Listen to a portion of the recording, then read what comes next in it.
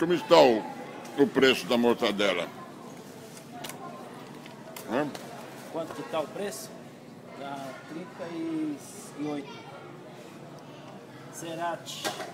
Cerati, 38.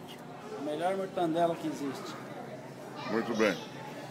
E Mussarela vai? mussarela, quanto está o preço da mussarela? A melhor mussarela que existe. Quanto está o preço da mussarela? 33. 33.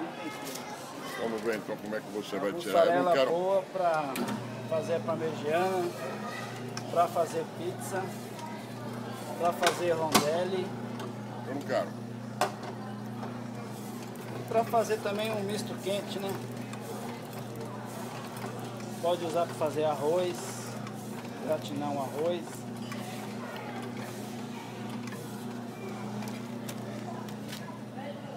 R$280, tá bom? Tá bom. Salame.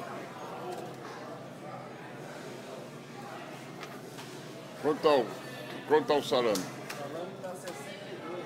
Quanto? 62. 62. Que salame que é? Sadia. Qual é o salame? É salame sadia. Sadia? Italiano sadia. Muito bom, hein? Vamos lá. Quanto que vai? 200.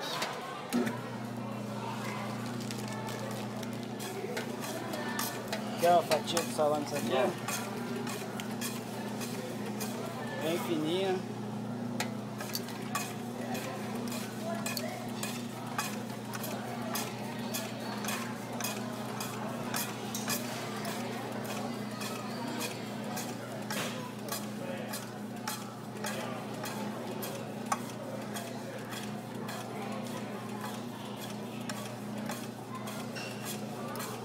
Tem o provolone também.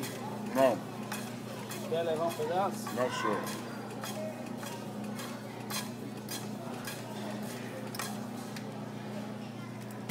Aqui, ó. 216, tá bom? Tá bom. Mais alguma coisa? Não.